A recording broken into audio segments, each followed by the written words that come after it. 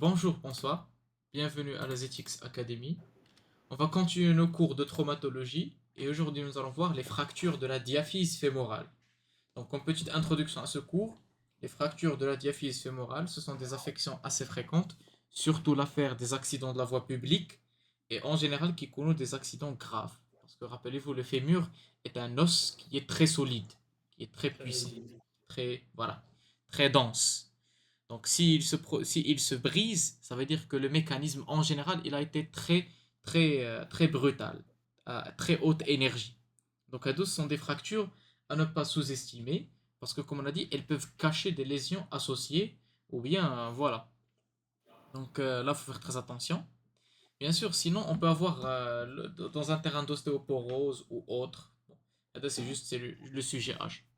D'abord, pour introduire cette région anatomique, c'est une région qui se situe 2,5 cm en dessous du petit trochanter et 6 travers de doigts au-dessus de l'interligne du genou.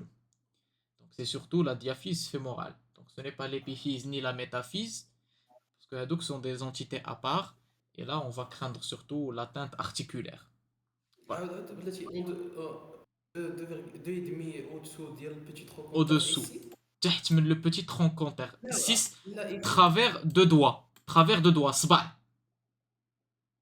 كيحسبوهم بالصبوع كتشد الانترلين ارتيكولير ومن بعد كدير واحد جوج بصباعك واحد حدا الاخر سي ترافير دو دوا هذا سي جوست لا ميزور اناتوميك ديالهم هما فوالا دونك سا ديفيني اون ريجيون غالبا جات هي هذيك كما كتشوفوا هنا هاد لا فراكتور اللي على اليمين سي واحد 2,5 سنتيمتر اي سي ترافير دو دوا فوق من الانترلين سي ça la diaphyse fémorale.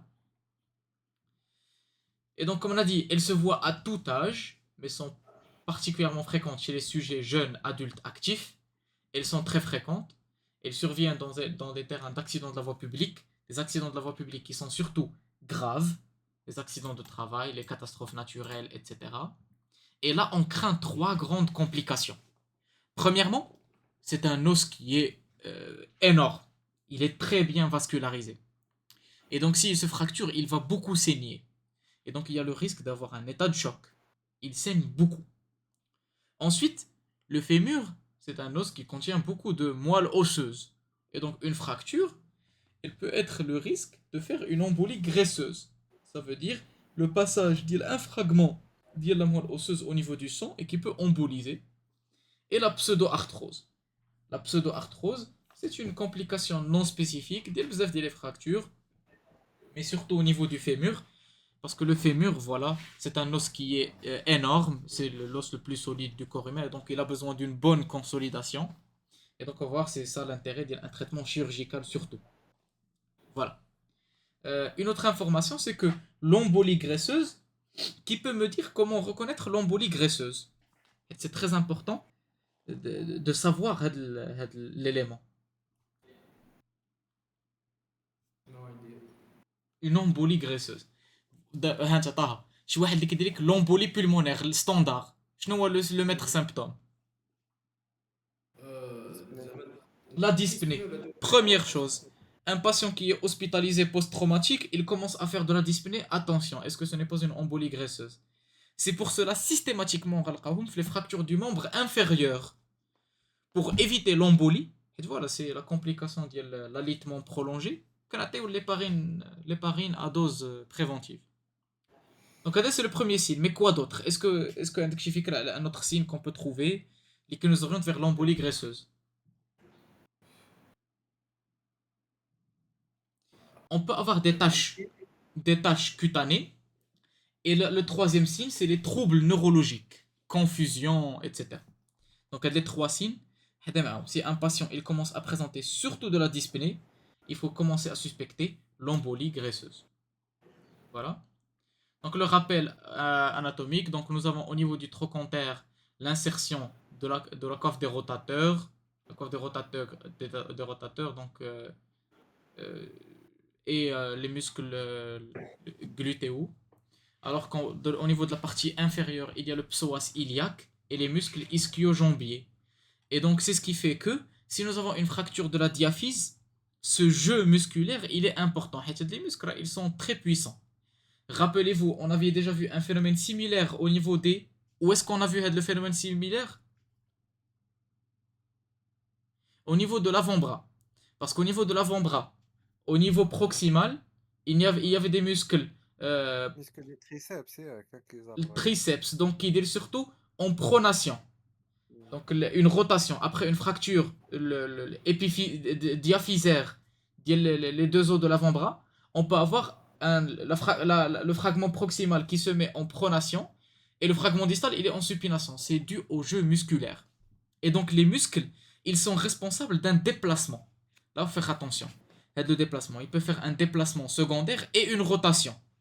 Je faut appliquer une rotation. Voilà. Quoi d'autre? La diaphyse fémorale, donc, elle a beaucoup profité le développement thérapeutique, notamment l'enclouage centromédulaire, qui est parmi les traitements qui ont révolutionné l'orthopédie. Parmi les traitements les plus efficaces, les بدلوا la prise en charge, parce que l'enclouage centromédulaire, rappelez-vous, il se fait à foyer fermé en général. Et donc c'est quelque chose qui a moins de risques de chirurgie, etc. Donc rapidement on obtient la consolidation parce qu'on préserve l'hématome, risque infectieux, etc. Donc là, Chikamel, vous connaissez déjà presque les grandes lignes. Et donc le traitement, c'est surtout l'enclouage centromédulaire, mais on va voir qu'il y a des cas particuliers, notamment l'enfant. L'enfant, le fémur, là, le cartilage de croissance. Donc, à votre avis, est-ce qu'on va faire de l'enclouage standard? Non. Non. On va faire de l'enclouage, mais غادي نديرو واحد le type spécial. Le type spécial qui va éviter le cartilage de croissance. Mais ça reste toujours le même principe. غنشوفو من بعد par la suite. Voilà.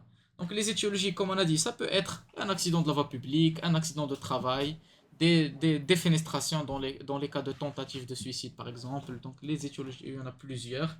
Mais l'idée générale, c'est que c'est un mécanisme à haute énergie.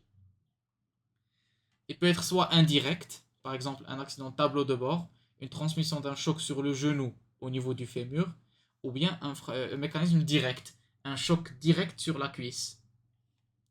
Voilà. Et donc les lésions osseuses, c'est surtout au niveau du tiers moyen où on a la majorité des lésions, le tiers moyen. Alors que les autres localisations, elles sont moins fréquentes. Bien sûr, les types de traits. Donc rappelez-vous, lorsqu'on a une fracture, il faut mentionner la localisation, où est-ce qu'elle siège, le type, le déplacement secondaire, etc. Donc les types de traits, rappelez-vous, il y a les fractures simples et les fractures complexes. Les fractures simples, ils nous donnent surtout une idée sur la stabilité de cette fracture, et les fractures complexes, en général, qui contiennent des fractures instables. Voilà. Il faut chercher un déplacement associé, donc angulation, chevauchement, translation, etc. Tout cela est très important parce que ça peut conditionner notre prise en charge. Voilà. Un chevauchement par exemple, une translation, donc c'est un espacement sur l'axe horizontal par exemple. Une angulation, ça veut dire qu'il y a une rotation d'un fragment osseux.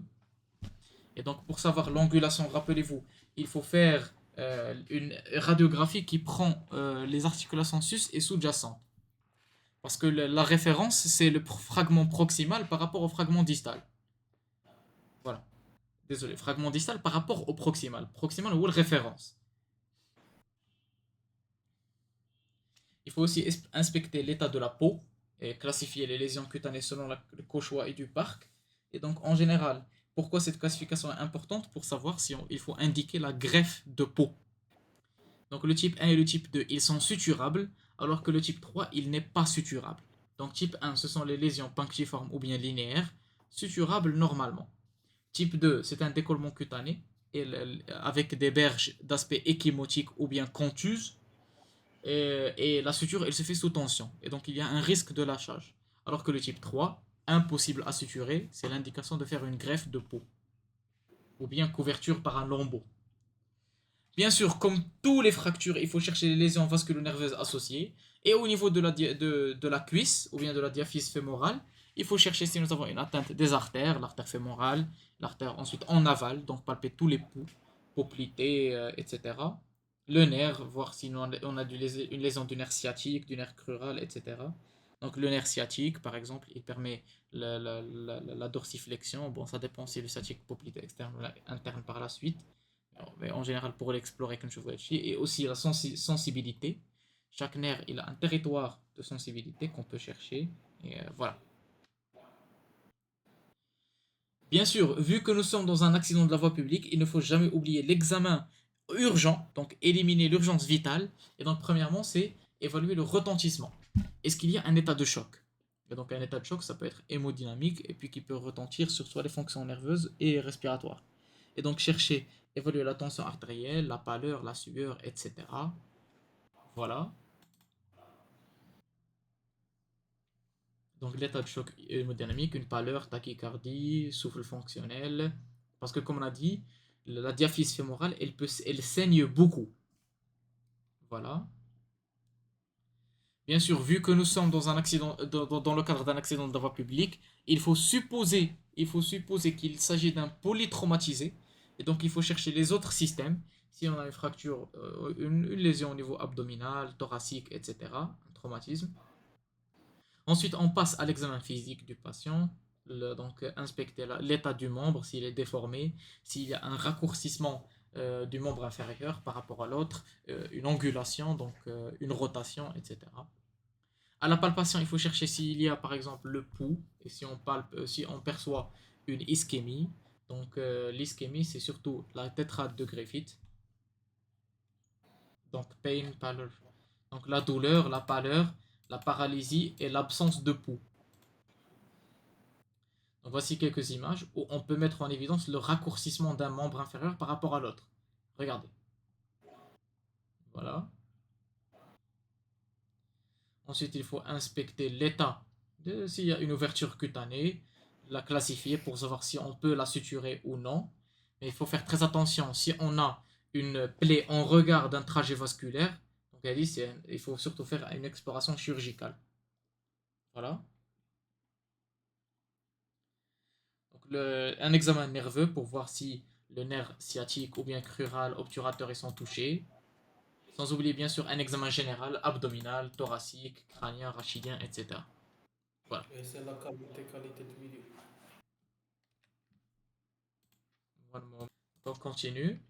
Donc une fois qu'on a examiné notre patient, on va demander des examens paracliniques. Et comme d'habitude, c'est une radiographie de face et de profil. Une radiographie de face et de profil qui doit prendre les articulations sus et sous-jacentes. Voilà. On peut aussi associer une radiographie du bassin et de radiographie du genou si on a un mécanisme tableau de bord. Parce qu'un mécanisme tableau de bord, مثلا شي واحد كان في الطوموبيل ضربوا l'airbag ولا ما نعرف il a été éjecté vers l'avant. La fracture, le traumatisme, il est subi au niveau du genou, mais il peut être transmis. Donc c'est un mécanisme indirect. Donc voilà, il faut explorer tout le trajet de la transmission. Voilà. Donc, un petit mot concernant la prise en charge. La prise en charge, il y a plusieurs objectifs, mais le plus important, c'est d'essayer de récupérer une marche, de marcher, avoir un membre inférieur qui est stable et fonctionnel. Et donc, pour faire cela, les manières, il y en a surtout l'orthopédie ou bien la chirurgie. Donc, on va voir que chacune d'entre elles, elle a des indications réservées. Mais surtout, il faut savoir que l'orthopédie, elle est rarement indiquée chez l'adulte. Donc c'est surtout chirurgical. Donc l'orthopédie, il n'y a pas de traitement orthopédique chez le grand enfant ou l'adulte. Pourquoi? Parce qu'il y a le risque de calvitieux, de consolidation en position non anatomique. Pourquoi? Parce que comme on a dit, au niveau de la cuisse, ou bien au niveau de la diaphyse fémorale, il y a des différents muscles très puissants et qui vont entraîner le déplacement secondaire. Et donc s'il y a un déplacement secondaire, par la suite, donc ça va entraîner l'échec de traitement orthopédique. Et donc chez le grand enfant et l'adulte, le traitement est toujours chirurgical. Voilà. Les indications du traitement orthopédique, c'est surtout l'enfant inférieur à 8 ans. Pourquoi? Parce que les muscles ils sont encore un peu faibles, mais aussi il a une capacité de consolidation beaucoup plus rapide que l'adulte. Beaucoup plus rapide. Et donc c'est pour ça qu'on peut opter pour un traitement orthopédique. Et une capacité de remodelage osseux, etc. Donc les moyens, on peut faire une traction collée, donc c'est une traction au zénith où il y a une attache au plafond. suivi par un plâtre cruropédieux. Donc, voilà l'image d'une traction collée, donc traction au zénith, suivi par un plâtre cruropédieux. Sinon, chez l'adulte, comme on a dit, la fracture est toujours déplacée, parce qu'il y a ce jeu de muscles qui est très important. Ils sont très puissants. Et donc, vu que ces fractures elles sont toujours déplacées, c'est l'indication du traitement chirurgical dans toutes les fractures de la diaphyse fémorale. Donc, les moyens de fixation, c'est surtout l'enclouage centromédulaire, il est très efficace. Sinon, on peut opter pour une plaque vissée, le fixateur externe si nous avons une ouverture cutanée, et ensuite les broches de Matheso. Les broches de Matheso, c'est une particularité que nous allons voir chez l'enfant qui possède encore le cartilage de croissance pour essayer d'éviter de léser le cartilage de croissance. Voilà. Donc entre 8 et 12 ans, on peut opter pour l'embrochage selon Matheso, donc, pour protéger le cartilage de conjugaison. Donc, voici une image qui montre à quoi ça ressemble. Donc c'est comme un clou en X. Donc, on va les insérer et ils vont essayer d'éviter les cartilages de croissance. Voilà. Sinon, on peut opter pour une plaque vissée. On peut aussi opter pour un enclouage centromédulaire qu'on peut ensuite verrouiller ou non. Le verrouillage il peut être soit statique ou dynamique. On parle d'un verrouillage statique si on verroue les deux extrémités, supérieure et inférieure. Par contre, on parle d'un verrouillage dynamique si on ne verrouille qu'un seul. Voilà. C'est quoi la différence? Donc, si on craint que le jeu musculaire il peut être important et que le patient il va mobiliser la jambe, la cuisse, le pied, etc. Donc, il faut la verrouiller un verrouillage statique, les deux extrémités. Parce que, comme on l'a dit, lorsqu'il va mobiliser, les muscles ils sont tellement puissants, ils vont entraîner le déplacement. Donc, les verrouillages, c'est parmi les moyens d'éviter le déplacement. Sinon, on peut opter pour un verrouillage dynamique pour essayer d'accélérer le processus de rééducation, pour essayer de récupérer le plus tôt possible. Mais ça nécessite un patient coopérant. Parce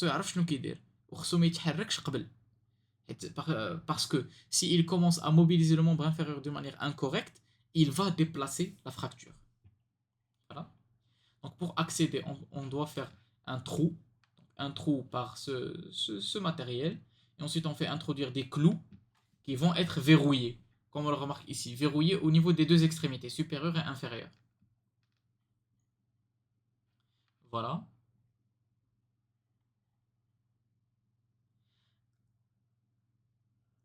Donc pour faire l'enclouage centromédulaire, on commence par un guide et ensuite on introduit le clou et ensuite on va le verrouiller. Ça dépend en fonction de l'objectif qu'on désire.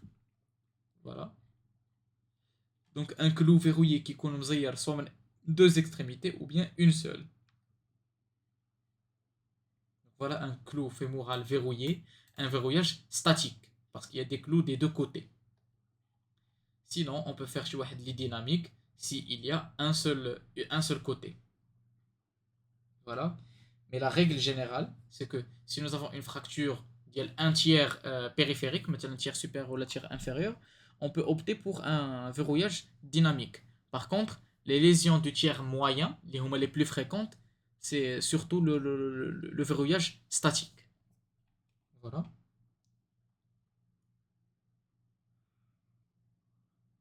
Donc pour essayer d'éviter, donc le verrouillage est indiqué dans les fractures communicatives afin de préserver la longueur et d'empêcher la rotation, parce qu'on va bloquer l'os. Voilà. Pour empêcher la rotation, voilà un exemple. Mais aussi dans certains cas où nous avons des fractures comme ça, c'est très difficile de faire une plaque vissée à l'Hedchi. Et donc c'est surtout l'enclouage centromédulaire avec un verrouillage. Voilà. C'est ce qui permet aussi formation d'un gros cal grâce à l'hématome périfracturaire qui est préservé. Ça aussi, c'est un grand avantage de l'enclouage centromédulaire, comme on l'a dit, parce que l'enclouage, il permet de faire une chirurgie à foyer fermé. Et les chirurgies à foyer fermé, elles ont beaucoup plus d'avantages par rapport aux chirurgies à foyer ouvert. Le risque infectieux, l'esthétique, l'hématome périfracturaire, etc. Sinon, on peut faire, voilà, c'est des clous des vis. Désolé, une plaque vissée. Voilà, une plaque vissée. Mais il faut comprendre une chose. C'est que même si on a fait une plaque vissée ici, à la radiographie de contrôle, elle a l'air d'être jolie, entre guillemets. Alors que l'enclouage centromédulaire, à la radiographie de contrôle, ce n'est pas très beau. Mais en réalité, l'enclouage centromédulaire, il va mieux consolider que cette plaque vissée. La plaque vissée, avec différents moyens de fixation, à la radiographie de contrôle, ça a l'air que nous avons corrigé le problème, mais très probablement ce sont des atteintes qui vont évoluer vers la pseudo-arthrose, ou bien le retard de consolidation. Avec bien sûr le risque infectieux qui peut être majeur. Donc là, faire très attention. Là, il faut essayer d'éviter au maximum les manœuvres ou les démarches à foyer ouvert. Parce qu'elles ont des indications très limitées. Et les manœuvres à foyer fermé, elles ont largement prouvé leur efficacité et supériorité par rapport à ces dernières. Sinon, on peut opter par un fixateur externe avec des plaques et des fiches et une rotule qui les unit. Donc, c'est surtout pour les fractures, les ouvertures cutanées où le risque infectieux il est très important. Et donc, on va faire le fixateur externe temporairement en attendant la cicatrisation de la peau, par exemple, ou bien la diminution du risque infectieux, etc. Voilà. Donc, on attend la cicatrisation et ensuite, on peut enlever le fixateur externe et opter pour un traitement MCAD au niveau de l'os. Voilà le fixateur externe à quoi ça ressemble. Et comme on le regarde ici, bon, il n'est pas très efficace parce qu'il y a un léger déplacement. Donc un petit mot concernant les complications. Les complications, il y en a plusieurs types. Les complications immédiates, c'est surtout post-traumatique. Soit c'est l'ouverture cutanée, les complications vasculo-nerveuses et l'embolie graisseuse, surtout pour le membre inférieur. Et surtout pour l'os fémoral, le fémur. Ensuite, nous avons les complications secondaires. Donc soit un déplacement secondaire parce qu'il y a le jeu des muscles qu'on vient de mentionner, une infection de la plaie opératoire, une phlébite, etc.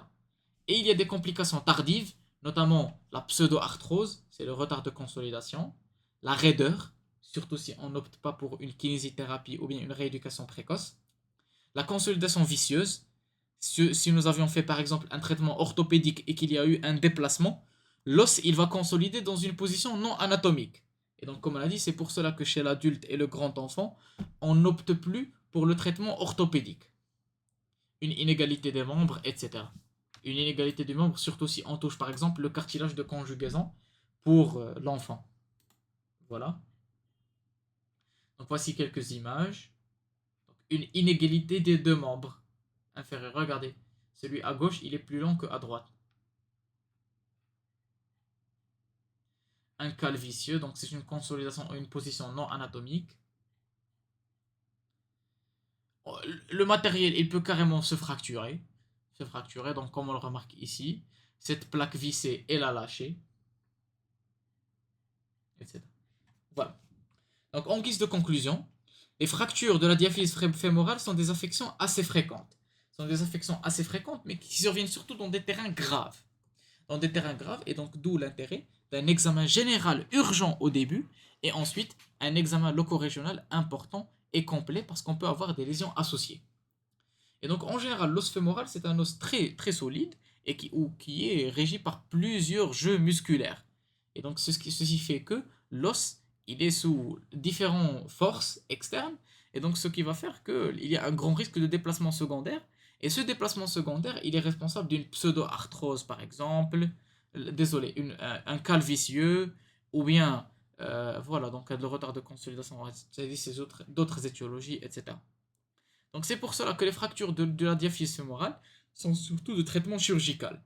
Et comme on a dit, le traitement chirurgical, le gold standard, c'est surtout l'enclouage centromédulaire. Voilà. Donc on a terminé notre cours d'aujourd'hui. Si vous avez trouvé ce cours utile, n'hésitez pas à laisser un like et un joli commentaire. Et on se verra bientôt, Inch'Allah. Bon courage!